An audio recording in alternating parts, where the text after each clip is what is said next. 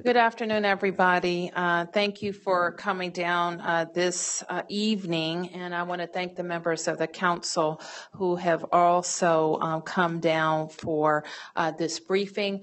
Councilmember Kenyon McDuffie from Ward 5, who also chairs the Judiciary Committee, Councilmember Brandon Todd from Ward 4, Councilmember Mary Che from Ward 3, Councilmember Yvette Alexander from Ward 7, Councilmember LaRuby May from Ward 8, and also Councilmember at-large Vincent Orange.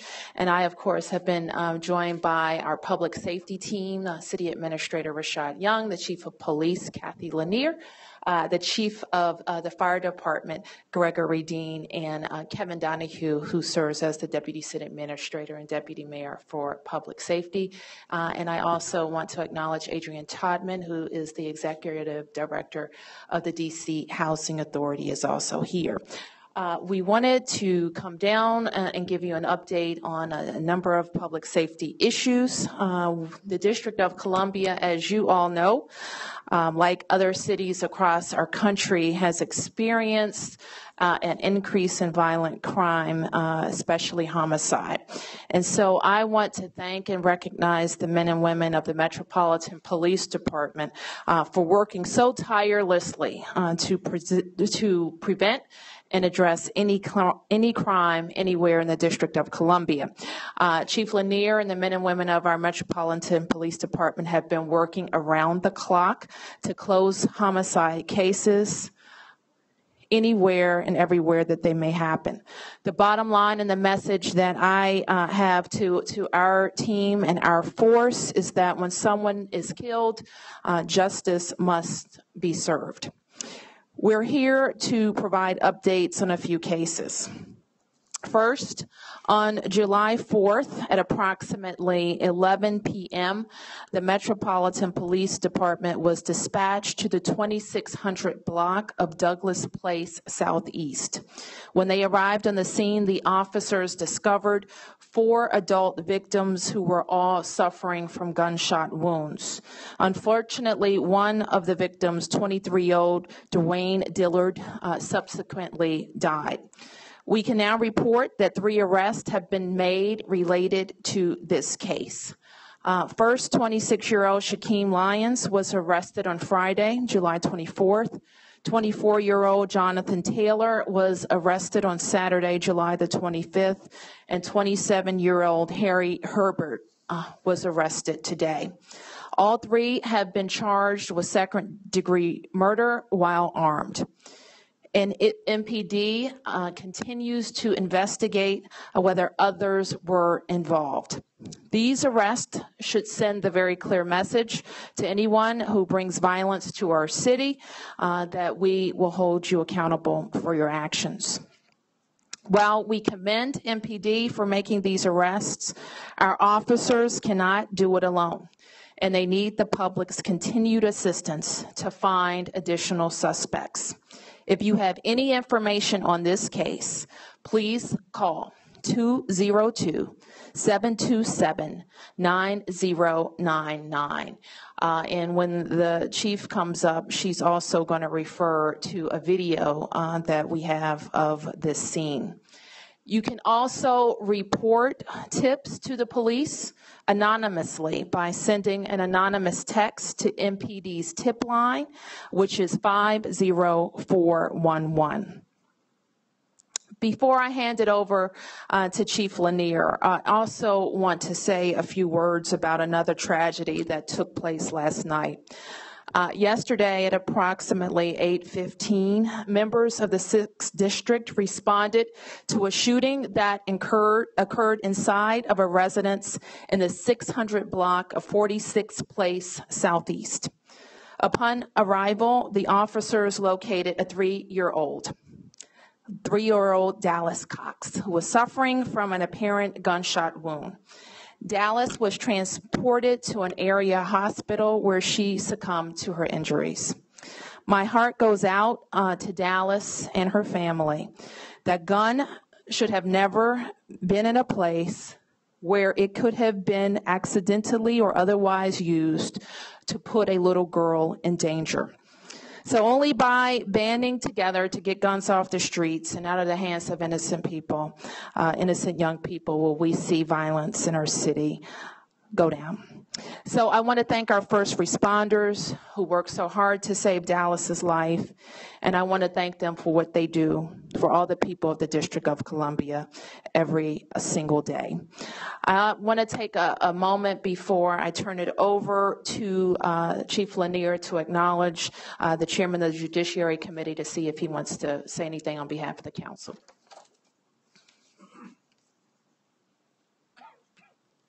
Thank you, Ms. Mayor. I also want to thank my colleagues for being here. I don't have a whole lot to add, Madam Mayor. I think you have pretty much summed it up. I think when we look at both of these cases, in particular, the case of Little Dallas, the issue is the proliferation of guns on our streets and how we work to get guns out of the hands of people where they don't belong, to try to avoid tragic instances like what happened last night. And so it's something that I know you care deeply about. I know that Chief Lanier and all the men and women of the Metropolitan Police Department are working hard toward that end, and it's something that we've had to do a better job at. With respect to the Douglas Road incident, and I'll let the Chief speak to the video, I'll just say that it is completely horrifying to watch what occurred at that scene. And again, the access to guns and the callousness and indifference to the life of human beings is something that we've got to improve upon in the city. It is something that obviously has continued to wreak havoc in the streets across urban America, not just the District of Columbia. And it's something that I know law enforcement and the entire public safety cluster here in the District of Columbia are working hard to combat. So I really appreciate all your efforts and what you're doing and what your team has been doing, and we're going to continue to work hard to try to address this issue here in the District of Columbia. Thank you. And Councilmember Alexander, I don't know if you want to comment. Since we're announcing the arrest related to a crime in Ward 7. But we want to thank you for all of your support with my staff and the Chief of Police. Thank you very much. Chief Lanier. So one of the reasons that the mayor wanted to do this today to announce these arrests is because the video, when we put the video out on this case asking for the public's help, as the council member said, people were horrified because this video shows multiple people with guns having, a shootout in the middle of the street on the 4th of July.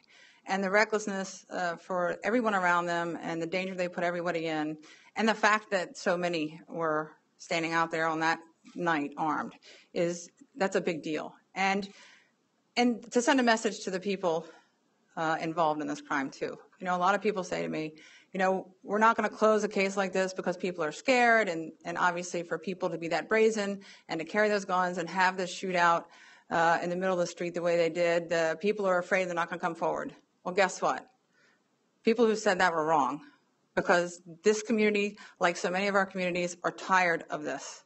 They're tired of the recklessness. They're tired of the illegal guns. They're tired of people trying to intimidate people in their community, and they are coming forward, and they are talking to us, and they've allowed us to make 3 arrests. And to only add a little bit to what the mayor said, the 3 people that we've arrested so far, one of those persons has been charged with another murder, a first-degree murder charge from a homicide that occurred on August 13th, 2014. So at least one of those 3 is responsible for now 2 murders.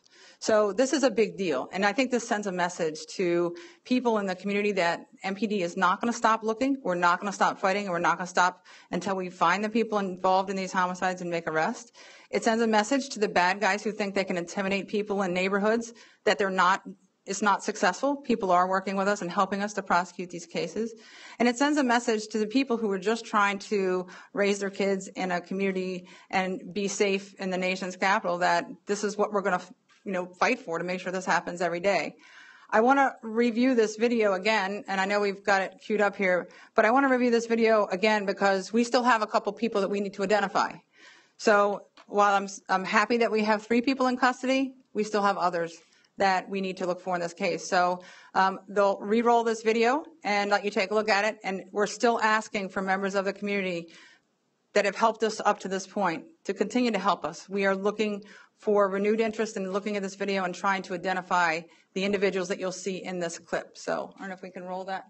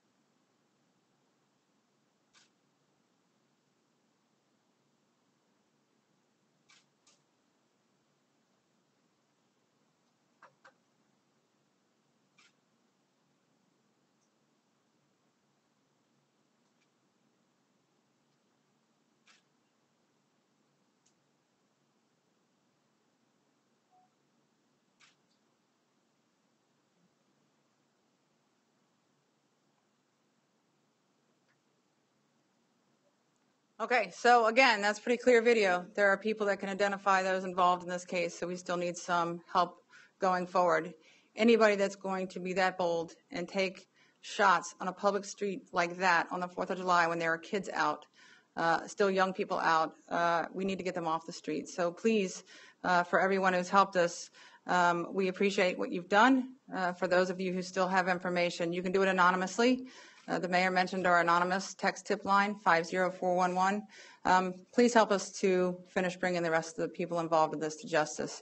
And for the families of not only this July 4th homicide victim, but the homicide victim from last year, there is now some closure. We just need to finish up. Thank you. So we'll take a few questions on topic. Please introduce yourself. Can you stand up, please?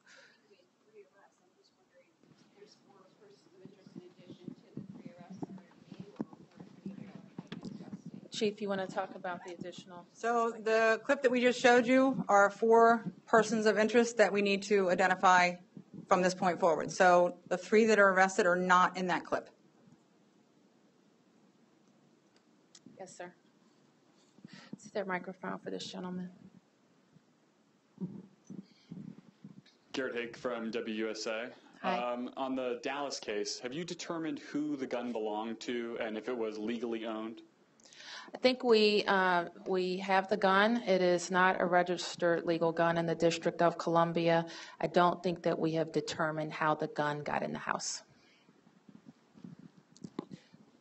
Yes, Sam. Hold on one second, Sam. Yes, Mayor. There was some talk that that the fire department didn't get there in time, and so the police had to put the child in a police car and take her to the hospital. Is that true? Well, it's my understanding that the Housing Authority police were posted on the courtyard of the property outside of where this shooting happened. They heard the gunshots. They responded to the unit, and they were first on the scene because they were right outside. And they transported the child to the hospital? They transported the child to the hospital. MPD transported. We were actually on the scene. I'm sorry. I thought it was our Housing Authority. I'll let the chief speak to it. And because the officers were actually in the block when the shot was fired, so the officers posted in the block, heard screaming, and a person came out of the apartment building. The officers were right there. So the officers didn't feel it was prudent with the type of injury to wait. They just put the child in the car and went straight to the hospital. And I think that was probably a good decision to do everything they could. It's helped save a life before. If you've got a responder who's right there when the incident happens, it's always best to try and get that medical treatment as quickly as possible. So the fire department never actually came? Or It's my understanding the fire department did come, but the officers, again, were right there on the scene when this happened, and the decision was made by an official on the scene that it was best to just take the child and get to the child to the hospital as quickly as possible. As you know, trauma center is not that far away from there, so they were able to get to the child in the hospital and just a matter of minutes. Chief, we've heard something about a 17-year-old's gun being in that house. Do you know anything about that this gun belonged to some 17-year-old and that maybe additional guns were taken from that house? So what we'll tell you right now is that there's been no criminal charges placed right now. The firearm has been determined to be illegal, so it is not legally registered. We do have that firearm. So in the investigation, we'll have to figure out, where that gun came from, how it got in the house. If there is any criminal liability, somebody will be charged. There were other adults in the home, there are other child in the home, obviously, but we don't know how that firearm got into the home, and that has to be determined before we place any criminal charges, if we place any criminal charges. So it's just a matter of us doing the investigative work now to figure out how it got there. And were there other firearms in the house? I'm not going to comment on that at this point, but we're not going to go beyond that until we finish our investigative work. Ross? You talked about Ross Plater, ABC7. You talked about some closure on the July 4th case. I'm asking the chief. Can you talk about what the homicide closure rate is and whether or not you think the shift in strategy on the vice units has contributed to what seems to be an uptick in crime? So if you look at most of the homicide cases that we have, we shifted the drug strategy about a month and a half ago now. If you look at what is driving our violent crime, in most of these cases, it is not open-air street markets, although there is some cases, I would say, that have happened in areas where we do have some drug activity, but that is certainly not a part of what we are seeing. In fact, we are having a summit with chiefs from all across the United States on Monday morning because we are all seeing the same thing. We're all seeing the same thing. There's a difference. Kind of difficult to put your finger on it, but there's a difference in what's going on right now in major cities, and we're trying to get together as groups of major city chiefs with prosecutors and with mayors and governors, and to try and see what it is that needs to be done to, kind of stem this wave of violence that's hit our cities. We're at 6. Do you know what the number is for today? I'll have to get back to you. It changes daily, obviously, and I did not look at what this closure rate is after the arrest on this case. So. Elaborate on what you were talking about you're going to be meeting with chiefs around the country about why there's been this uptick in the homicide rate here. What is your sense here in D.C. about what's causing this increase? And so just, in a conversation with another chief from a major city about 3 weeks ago, in a conversation about what was going on in their city, I noticed a lot of similarities to what I have seen in the past few months.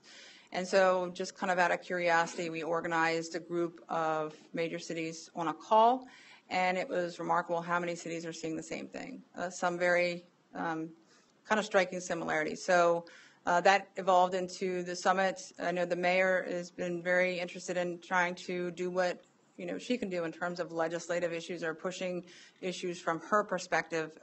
And so hopefully what will come out of that is that we have some things to share with the mayors and the governors so they can push forward to try and help us what we need to turn this appears to be a growing trend nationwide. And what's behind the trend? Is it synthetic drugs? Can you talk about anything you guys have pinpointed? Well, I know the mayor has already addressed the synthetic drug issue several times here in Washington, D.C. So it's part of our issue. It is not the only issue, and I don't think it is the same. That particular issue is the same across cities, but there are some similarities, and that's what we hope to identify. Where are the gaps that is causing this uptick in cities, across the United States, and what recommendations, can we come up with as a group to try and figure it out? Yes, ma'am. I'm Tisha Lewis. I'm with Fox 5. I wanted to talk about if more officers are moving to high crime areas, what that means for some of the other areas, such as 2D in those areas, in terms of your staffing and resources. So we move deployment around all the time. We have consistently kept higher deployments or extra deployments, extra personnel deployed in the 5th, 6th, and 7th district, just because of the density of volume of calls that go in those areas and the types of cases that we work. But occasionally we'll move resources from one particular area to another, but nothing that is typically they're specialized units, so they're units that are not your typical 911 responders. So there should be no impact on the 911 responders in every district. But we do have some extra specialized units that we can repurpose, so to speak, to go into areas if we're trying to and particularly create a sense of security and prevention while we try and, working on closing a homicide and closing a case. The detectives in this case for 3 weeks have worked hard to identify each of these offenders and made arrests on Friday and on Saturday and then today. So while this work goes on, we have to kind of sometimes shift some of those extra resources to increase visibility, have a deterrent effect, and also to help make the neighborhood feel safer. I just wanted to clarify with the Dallas Cox. You're saying that you have not said how the gun went off. We don't know how a shot was fired in the house. Is that right now? All indications it was an accident. okay? We have no reason to believe that it was anything other than an accident. So really, what we are looking at right now is how the gun got in the house. Okay, because we had been told it was a sibling, and I just was wondering, was it a young child, or was it a 17-year-old sibling, or was this like a child who accidentally got their hands on a gun? Yes. We believe it was a young child that got their hands on a gun. So we do believe it's an accident. Thank you.